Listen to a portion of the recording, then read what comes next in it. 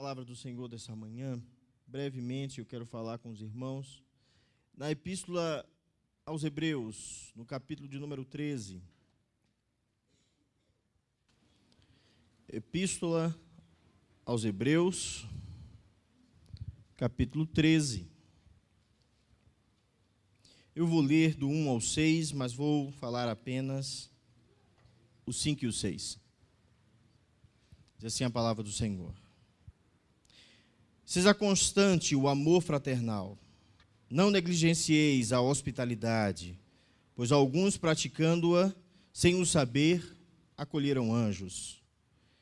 Lembrai-vos dos encarcerados, como se presos com eles, dos que sofrem maus tratos, como se, com efeito, vós mesmos, em pessoa, fosseis os maltratados.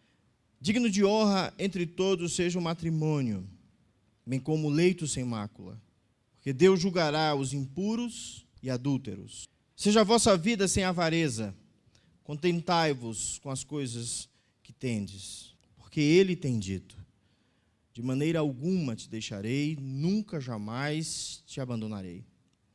Assim, afirmemos confiantemente, o Senhor é o meu auxílio, não temerei. Quem me poderá fazer o homem? Vamos orar?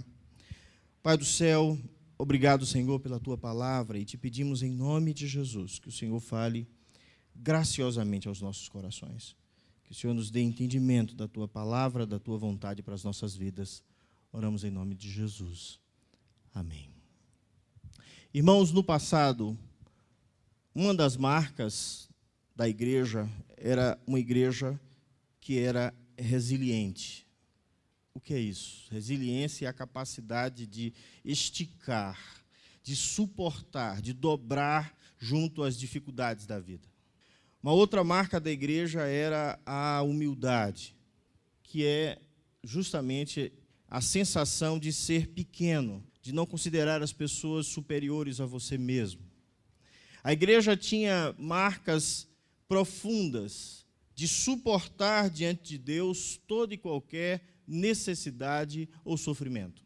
É interessante que essas marcas elas vão desaparecendo e outras vão tomando lugar. Quando o escritor de Hebreus diz que a vida tem que ser sem avareza, ele vai mostrar que nós devemos amar a Deus mais do que as coisas do mundo. Neste capítulo, no final da epístola, ele vai falar sobre algumas coisas, algumas exortações que eu quero que você olhe aí comigo. No verso 1, ele diz para não deixar o amor fraternal, o amor uns aos outros, para que isso não seja abandonado, para que a igreja cuide uns dos outros. Ele vai falar sobre praticar a hospitalidade no verso 2, que é abrir a sua casa, as suas coisas e dividir com os seus irmãos. E ele diz que alguns hospedaram anjos nas suas casas. Ele vai falar que nós devemos lembrar dos presos e de outros que são maltratados no verso 3. A linguagem é sempre de olhar para o outro. E ele vai falar sobre manter o casamento em honra, abstendo-se da fornicação e do adultério, no verso de número 4. Ele vai mostrar verdades espirituais, e eu acho interessante que muitos cristãos, até aí, eles entendem muito bem e buscam viver essas coisas, sobretudo o verso 4, porque nós achamos a pior coisa do mundo são os pecados sexuais. Esses são terríveis, né? Entendendo que a sexualidade é uma bênção dada por Deus, é uma volição que todo ser humano tem, mas que precisa ser canalizada para o local correto, para satisfação no casamento, segundo a palavra do Senhor. Contudo, quando chega no verso 5, é interessante como é difícil não sermos cobiçosos. Como é difícil para a cristandade não se apegar e não amar a riqueza. Porque esse é o significado da avareza. É interessante que nos versos de 1 a 4, ele fala contra a concupiscência da carne, que é o desejo da nossa carne de não dividirmos as coisas que temos com os nossos irmãos, de não estarmos envolvidos com eles e de amarmos como a nós mesmos. Mas no verso 5 ele fala de uma outra concupiscência. Ele vai falar da concupiscência dos olhos. A carne são as volições e os desejos, e os olhos aquilo que batemos o olho e desejamos. É diretamente o pecado que fala a lei do Senhor no 10º mandamento. Não desejai nem a casa, nem a mulher, nem a grama, nem os animais, nem os servos, nem nada do vosso irmão. E é o fechamento das 4 coisas que ele está dizendo antes. Se eu for avarento, de forma nenhuma eu vou amar o outro, porque eu não vou saber dividir a minha vida com ele. Eu não vou ser hospitaleiro, porque eu não vou abrir a minha casa para ninguém. Eu não vou me preocupar com quem está preso ou com quem está sofrendo, porque eu só me preocupo comigo mesmo, e com aquilo que eu posso arrebanhar para debaixo dos meus braços, as minhas posses. É interessante que o nome Caim significa possuidor, aquele que possui, aquele que quer o mundo para si. E a Bíblia, ela fala diretamente contra isso. Tanto a concupiscência dos olhos quanto a concupiscência da carne são contrários ao amor do Pai.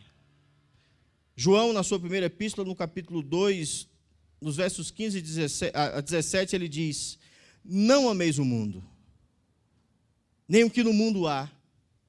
Se alguém ama o mundo, o amor do Pai não está nele. Porque tudo o que há no mundo, a concupiscência da carne, a concupiscência dos olhos e a soberba da vida, não é do Pai, mas do mundo. É interessante que nós abandonamos isso para buscar justamente através de Deus tudo o que o mundo pode me dar. Como amamos as riquezas, como amamos os bens, como amamos usar as pessoas, como amamos essas coisas. Como o dinheiro virou algo importante dentro da cristandade. Algo que na Idade Média foi combatido logo no início da Reforma, quando a Igreja Católica tentou tirar do povo, segundo Lutero, a carne, o sangue e a pele das suas ovelhas para construir a Catedral de São Pedro, o Vaticano. E como isso foi batido duramente por Lutero, e como isso foi compreendido pelos outros reformadores, e a igreja voltou a fazer as mesmas coisas. A ensinar o povo a amar o dinheiro. Agora é interessante que naquela época, eles davam seu tudo, as suas casas, tudo que eles tinham para salvar a sua família. Hoje mudou bastante, as pessoas dão tudo a Deus para ter mais, para possuir mais. A teologia da prosperidade é exatamente isso, irmãos. Vai de encontro a Deus e vai de encontro à sua palavra. A cobiça ou a avareza é um forte desejo por coisas materiais, e isso é fortemente condenado na Escritura. Nós fomos ensinados na palavra de Deus a amarmos o céu e desejarmos viver lá. Abrirmos mão daquilo que temos para dividir com aquele que não tem. Jesus nos ensinou que devíamos tomar cuidado com a avareza. Ele diz, Evangelho de Lucas 12, verso 15, acautelai-vos e guardai-vos da avareza, porque a vida de qualquer pessoa não consiste na abundância de bens que possui. Olha que coisa linda. Jesus diz claramente que a vida de uma pessoa não consiste na quantidade de bens que ela possui. E é interessante que vivemos num mundo em que quanto mais a pessoa tem, mais ela é importante. Vivemos num mundo em que se vestir bem, ou ter um bom carro, ou ter bens, faz com que você seja uma pessoa decente. E não o caráter. Ser ambicioso, segundo o mundo, é algo bom. E eu fico muito preocupado com isso. Quanto mais ambicioso você é, mais bem visto você é. Quanto mais você alcança dentro do mundo, melhor você é. Para Deus é assim? Para Deus é dessa forma? Olha o que o apóstolo Paulo ensina quanto à cobiça. Ele vai dizer que aquele que é cobiçoso ou avarento, ele está fora do reino dos céus. 1 Coríntios 6, 9 e 10. Paulo coloca os avarentos junto com os imorais, os idólatras, os adúlteros, os homossexuais, ladrões, alcoólatras, caluniadores e trapaceiros. aquele que ama o dinheiro está junto com esses e não herdarão o reino dos céus. Muitos de nós têm colocado o nosso desejo, as nossas frustrações em possuir coisas e pessoas. Lembre-se que o sexo hoje pode ser pago. Sempre foi assim, mas hoje é pior. Porque jovens têm se envolvido com isso e vivido sustentadas pelo seu próprio corpo. E o que é interessante é que a mídia e a televisão estão dizendo, é um emprego como qualquer outro. Tudo isso por dinheiro. Efésios 5:3, Paulo diz que a prostituição, assim como a prostituição, a avareza não deve ser nem nomeada entre nós. Nem nomeada. A avareza não é menos do que idolatria, diz Paulo, Efésios 5:5, Colossenses 3:5. Avareza e idolatria é a mesma coisa porque eu passo a amar mamon, dinheiro, e tudo que o dinheiro pode me dar, em vez de amar a Deus. Eu começo a entender que o meu contentamento ele passa a existir a partir do momento que eu venho a possuir coisas. Eu também vivo nesse mundo capitalista. Eu estou vestindo uma camisa da Nike, né? Com as cores do Império Americano. Mas a pergunta é, isso me satisfaz? Qual é o antídoto, irmãos, para a cobiça? O antídoto para a cobiça e para a avareza é o contentamento, que é algo que vem sendo aplicado dentro da história da igreja. A resignação de aceitar a vida como ela é, isso tem sido colocado de lado, as pessoas dizem, não aceite a sua vida, determine, diga a Deus que tem que mudar. Como se tivéssemos autoridade de dizer para Deus, olha Senhor, eu sou o vaso, mas está muito ruim, eu quero ser outro vaso. Resignação. Se estivermos satisfeitos em Deus, não somos cobiçosos. Se aprendemos a ser satisfeitos com o que temos, não há avareza em nós, não queremos mais. O contentamento é, portanto, uma virtude importante para os cristãos desenvolverem, porque é uma marca daquele que está em Cristo, que nada tinha, andou sobre a terra e não tinha onde reclinar a cabeça. Nada possuindo, mas tendo tudo, diz Paulo. O que é contentamento? Qual é a chave para se estar contente? Eu preciso entender que o contentamento é uma virtude, eu preciso aprender. Paulo diz, eu aprendi a viver com dificuldade ou com abastança. É um aprendizado. É um exercício da alma, é como amar. Amar é um mandamento, eu preciso aprender a amar as pessoas. Satisfação, irmãos, é estar cheio de Deus. É que o nosso conteúdo, o vazio da nossa alma tem que ser preenchido com Deus e não com coisas e pessoas. As pessoas são importantes. Nenhum homem consegue viver sozinho. Mas a nossa alegria não pode ser outra coisa senão Deus. Ter conteúdo ou estar cheio do Espírito significa desejar não mais do que aquilo que Deus tem me dado. Eu posso até lutar por ter uma vida melhor. Eu posso até desejar dar uma condição melhor à minha família, aos meus filhos, mas essas não são marcas importantes, porque existem muitas casas cheias de ouro e bens, mas não são lares. Não há amor de Deus neles. Há apego material. A palavra grega arkel significa estar satisfeito. É quando nós somos cheios do Senhor e não desejamos mais o mundo. E entendemos como Paulo que morrer é lucro, porque estaremos com o Senhor. É muito melhor do que alcançarmos riqueza neste mundo que a traça e a ferrugem corrói. E mais ainda, nós vamos ver na nossa escola dominical, tudo aqui fica. O que levamos para Deus são essas virtudes e esses princípios, esses frutos do Espírito. Esses ninguém nos toma. Paulo preso em Roma, entendia que Deus era a sua maior riqueza. Eu preciso entender que o contentamento é uma marca de uma pessoa que ama e teme a Deus. No mundo, na filosofia, nas escrituras não inspiradas, Sócrates disse que o mais rico é quem se contenta com o mínimo, disse Sócrates. Esse é o mais rico. Porque a riqueza, segundo Sócrates, não era possuir bens, mas era a compreensão espiritual de aceitar a vida e lutar por ela. Ele era um filósofo.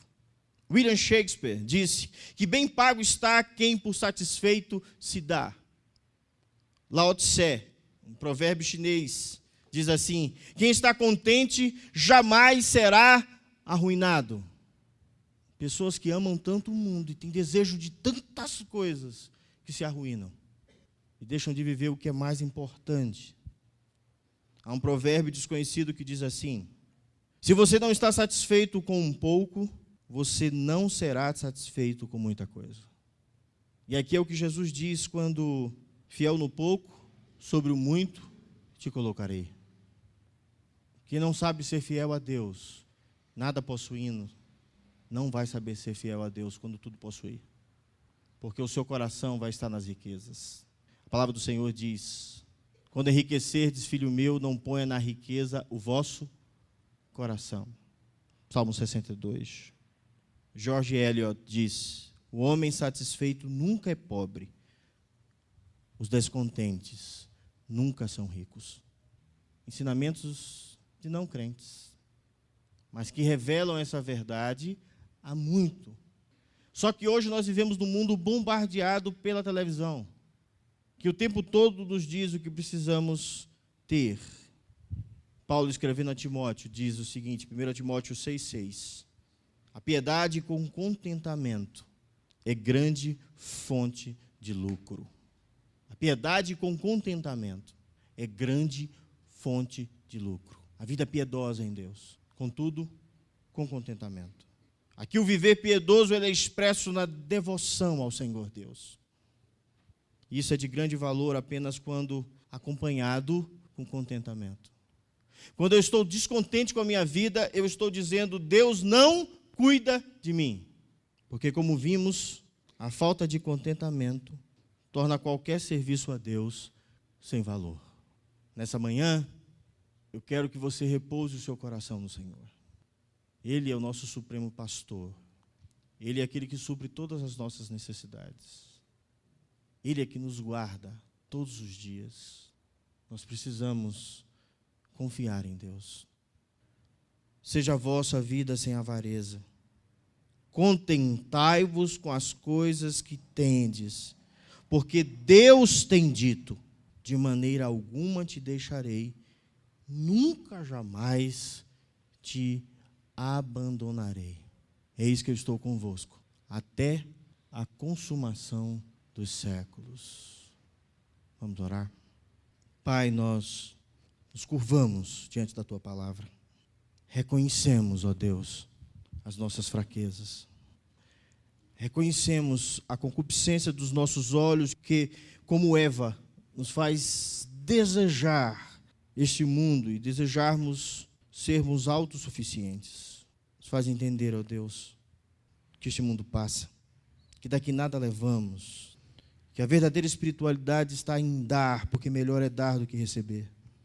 Que a verdadeira vida está em sermos segundo o coração de Deus, segundo o nosso Senhor Jesus Cristo, que tem nos ensinado a amar o Senhor sobre todas as coisas e o próximo como a nós mesmos. Liberta-nos, ó Deus, de nós mesmos. Liberta-nos, ó Deus, desse mundo e tem nos mostrado tantas coisas que nós não necessitamos. Nos dá a alegria de estarmos contentes com o Senhor, porque ainda que a figueira não floresça, ainda que a vide não dê o seu fruto, ainda que o fruto da oliveira minta, ainda que nada esteja funcionando, nós nos alegraremos no Senhor. Tu és o nosso quinhão, Tu és a nossa força, Tu és o nosso contentamento. Oramos em nome de Jesus. Amém.